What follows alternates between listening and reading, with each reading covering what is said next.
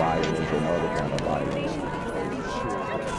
Get away! I could be at work, at school, in my car, and I can still get shot by the police. But I can get shot anywhere. So it is what it is.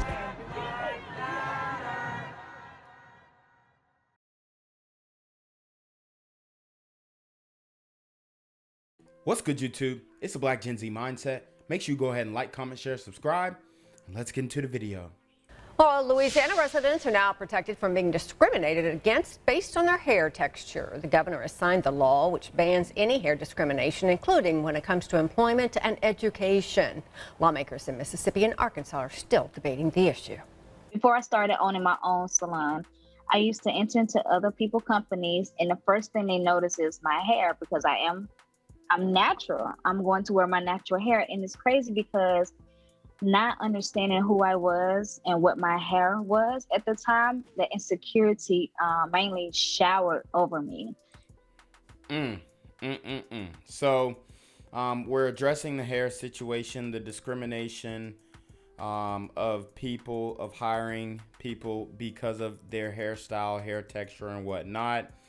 Like I said, I definitely don't think it's right. I got a very expressive do, if you will, as well. But I think sometimes in these situations, you can think that you're not being hired for a certain position because of whatever factor that you want to make up in your head. And I'm not saying that she wasn't discriminated against because of her hair, but what I am saying is sometimes people will go into a interview with an employer and make up reasons why they were not hired, try and find some type of rationalization why they weren't hired. And a lot of times it's quite frankly because you're not the best applicant, okay, for the company. Obviously, companies pretty much should have the ability to hire who they want and who they don't want, as long as it's not discriminatory. But all in all,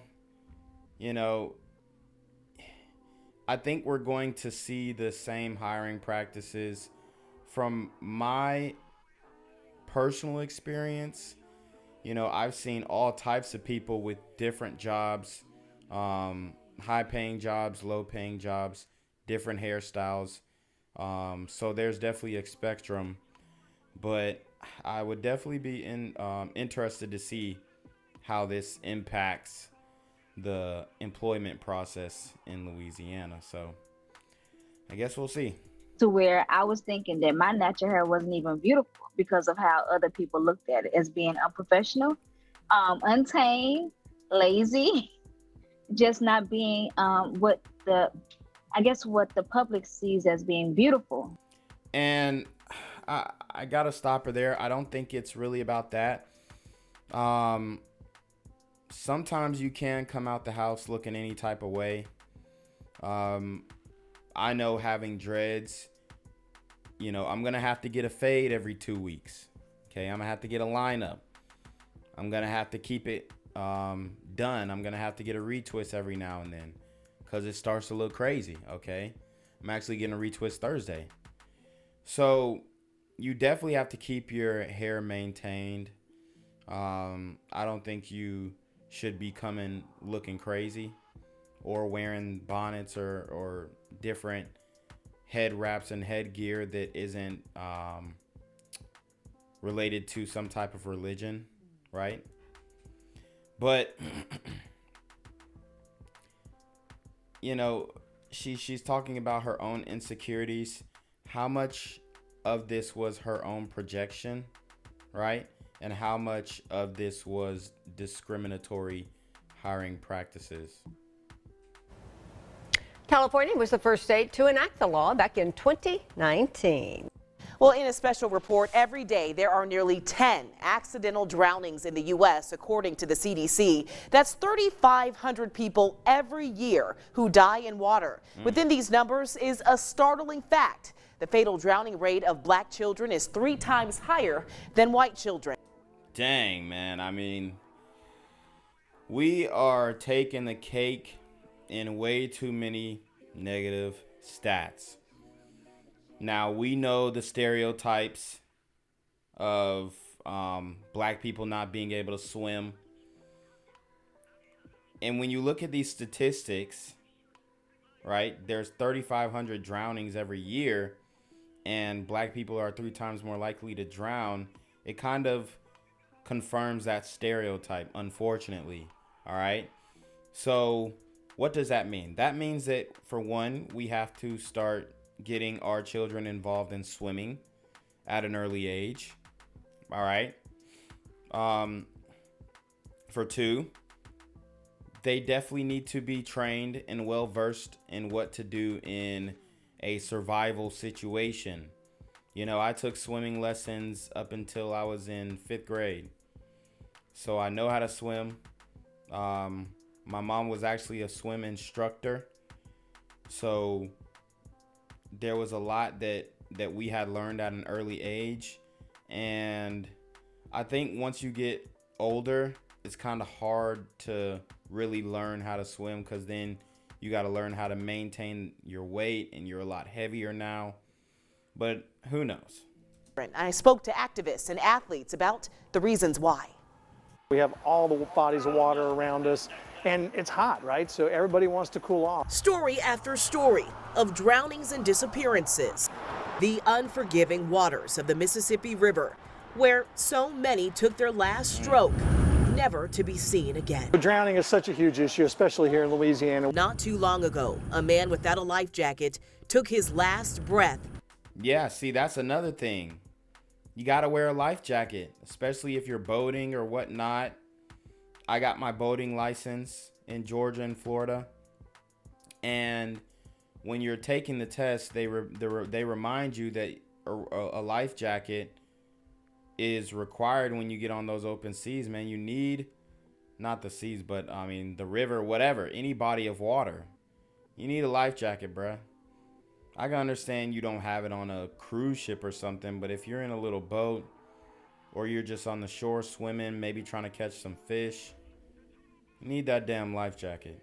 In these waters, several weeks prior, 3 young lives lost to the river forever. The drownings are happening in creeks and streams too. A Denham Springs teen drowned in a pond in May.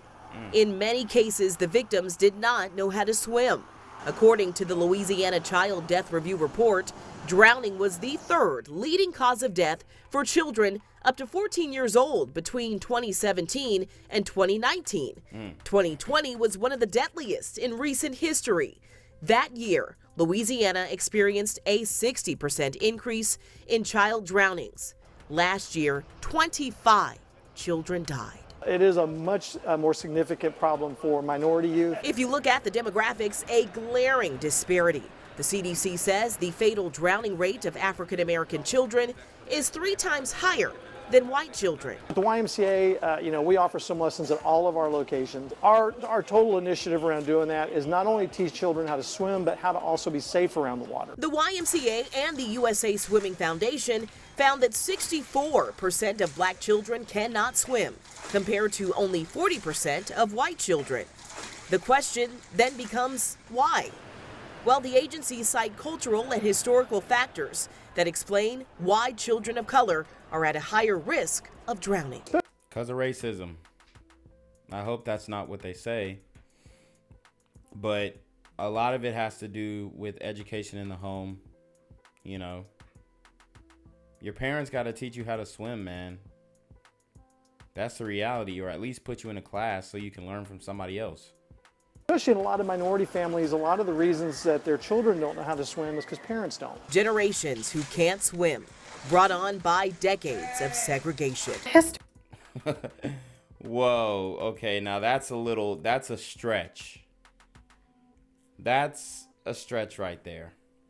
To say that segregation is the reason why we can't swim. Well, I'm just going to keep it a buck. You know, when it comes to sisters, at least, a lot of them don't want to get their hair wet. So that right there could maybe deter them from getting in the water. But black men have been fishing for a long time. My uncle, he actually passed away. He drowned, and he was in the Navy. He knew how to swim, but sometimes that water is too cold and it freezes your body before you can really do anything to save yourself. There are so many different factors, but to say that we can't swim because of segregation, I mean, you can jump in any lake, stream, pond.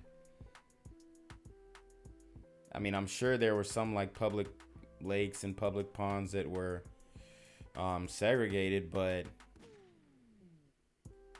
I think you can find a body of water to swim in or learn how to swim in. History can't predict the future, but it can inform the future. In the 1950s and 60s, the capital city, like so many other parts of the country, was right in the thralls of Jim Crow. The city had 2 public pools. It was built in the 1920s, and it was actually the second public pool in Baton Rouge. And of course, neither of those pools were available to our African American communities. As a result, black kids would swim in the Mississippi River, creeks, and even drainage ditches. So, I mean, that means we should be better at swimming, because those pools are a controlled environment, and the Mississippi River, the creeks, all those, it's straight wild environments, the currents.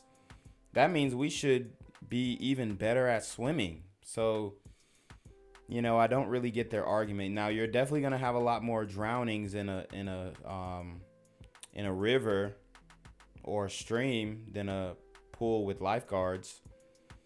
But if anything, that just builds our resilience. Of them drowning. You don't have currents in a swimming pool. You don't have drop-off in the swimming pool, but we couldn't swim in the pool. Here's a newspaper clipping showing history repeating itself. So their parents and their relatives would say, you make sure you don't go swimming because my grandson drowned last week, and it begins a phobia. But local freedom fighters protested.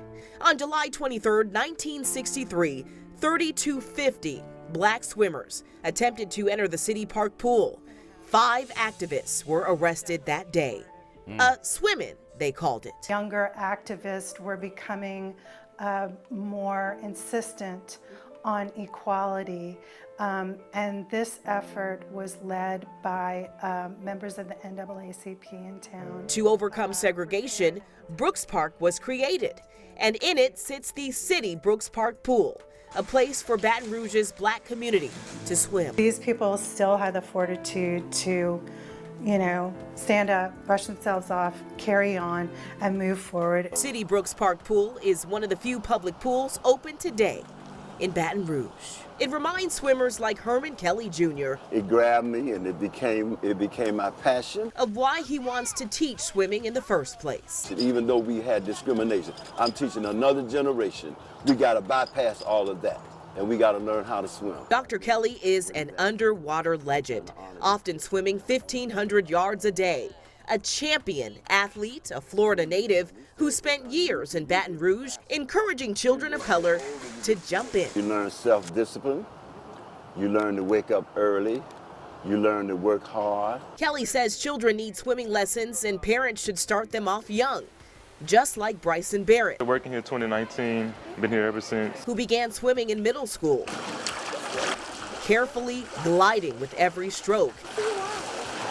At just 19, he is a swim instructor at the A.C. Lewis YMCA, and he competes, showing younger black children they can do it too. I just want them to be comfortable in water, A lot of people are afraid of the water. I like to see the smile on the parents' faces. Bryson says he wants to beat back misconceptions I want people to get rid of that stereotype that black people can't swim. and wants to teach children how to get in the water safely.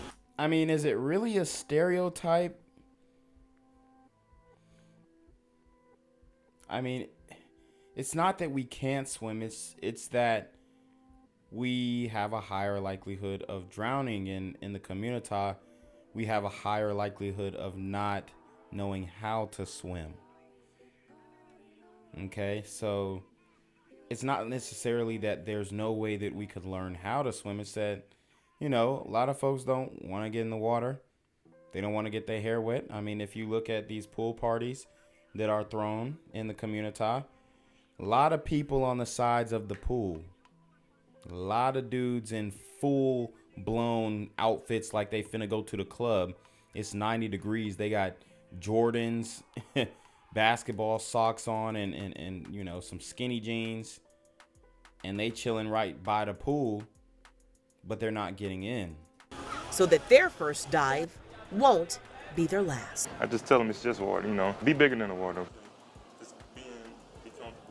Now, we did some checking, and the City Brooks pool is open Wednesday through Sunday from 2 to 5 for public swimming. They also offer private lessons as well. Breck's Liberty Lagoon is also hosting the world's largest swim lesson day on Friday from 8 to 9 a.m. For more information, you can visit brproud.com. Demanding answers. A 15-year-old was shot and injured by a Kenner police officer last week. He remains hospitalized, and his family says they are not allowed to see him. The teen is not being identified, because he's a juvenile. But he was shot in the leg last Thursday after a police chase that started in St. Charles Parish. The chase then went into Kenner. Cops there started following, and the 15-year-old, as well as another person, were eventually stopped in River Ridge. Well, I mean, isn't that what we've been asking for? Why can't you just shoot him in the leg? Why they had to kill him? Just shoot him in the leg. I mean, he got shot in the leg. And the reason why the family probably isn't allowed to talk to him right now is because he probably is being accused or charged with a very serious crime. So they don't want the family to intervene, if you will. Maybe he has legal counsel with him, maybe he doesn't.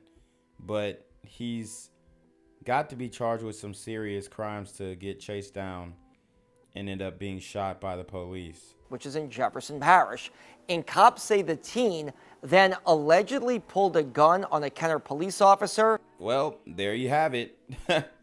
You got these 15-year-old super teen gremlins on demon time in New Orleans, and they are not scared to pull a strap out on the police. So that cop fired. The teen has been hospitalized, and his family says they just want to see him. This is a child who has been shot, who is in the hospital. The parents and the guardians don't know his condition. They don't know what surgeries he's undergoing. We don't even know for sure if he's conscious. If he is, he's waking up in a room full of strangers without his family there. As a vehicle. A JPSO. Well, I mean, where was his family when he was running away from the police and then turning around to blast back at him? Like I continue to say, sisters, come get your kids. Official says if the state needs to make, or if the hospital needs to make any medical decisions, parents and guardians are contacted by phone, but no one is allowed inside the hospital room as the 15-year-old is in custody and JPSO says will be charged with crimes. A former Orleans Parish criminal court judge accused of inappropriately touching several women has his law license suspended for a year. So we got Byron Williams, not to be mistaken for the district attorney Jason Williams, getting caught up with these chicks, man. And he's innocent until proven guilty. Obviously, he's got his law license suspended while they investigate this matter. My thing is, I wouldn't put it past him. But we know how workplace false accusations occur as well. But if this is true, then it just shows that the judges are, if these are the judges, if these are our judges and they're out here touching on their coworkers inappropriately, which we don't know what that means inappropriately. Like, did he touch her in her genitalia, or did he, maybe, put a hand on her shoulder? A lot of these women escalate these situations when it ain't really nothing. But sounds like in this case where there's smoke, there's fire. I don't want to go ahead and convict the brother, but man, like I said, if this is true and these are the judges that we have to follow out and follow through with the law, we're in a whole heap of trouble. Byron Williams is accused of acting inappropriately in the courtroom. He was accused of groping a court employee in 2017 and resigned while still under investigation in 2020. I'm here on the corner of MLK and Frederick Douglass, where a shooting just took place. And as you can see, it's a pretty rough area. So I'm basically risking my life reporting on this madness. So make sure you do me a favor and hit the subscribe button. Like the video, hell, share the video. And make sure you go ahead and leave a comment down in the comments section to continue the discussion on how we can find solutions to all this son violence in the streets. I'm Jenquavius Jackson, here live, reporting from Atlanta, Georgia, BGZM News 17. So with crime on the rise in the city, the approval numbers for Mayor LaToya Cantrell and other elected leaders in the criminal justice system, the numbers are plummeting. We caught up with a lot of people today. Many are hoping something happens soon and the city starts to get better. Since Hurricane Ida hit last year, the city of New Orleans has been plagued with trash collection trouble, graffiti concerns, and of course, crime. So much so that Mayor LaToya Cantrell's approval rating has dipped from 62% last year down to 44% right now. That's according to the New Orleans Crime Coalition. So we got LaToya Cantrell in charge of New Orleans, a sister. Swept New Orleans with hella woke policies, destroyed the city, and it's ridiculous, man. The current state of New Orleans right now. You know, I don't want to go off and say, oh, well, these women are not capable of leading. But when you, as a community, are putting the women before the men and allowing them to make the decisions, especially when it comes to keeping a whole entire city safe, it sounds like a recipe for disaster, man, because they're going to be falling in a line with all of the woke policies, all the leftist talking points. And yes, you can definitely blame the crime on her. All right, along with the DAs, Jason Williams, because there's so many different options that you can take to solve this issue, but it just seems like they're not willing to do it. And numbers that aren't surprising to UNO political analyst Dr. Ed Shervinack. Crime is happening everywhere. Not, certain different crimes are happening in New Orleans East, but you're getting crime on St. Charles, you're getting crime in Lakeview, you're getting crime here in Gentilly. So it seems to be all over the city. In the survey, over 60% of people in the city say the recent rash of murders, carjackings, and robberies are a big issue. I feel like it's a very big concern.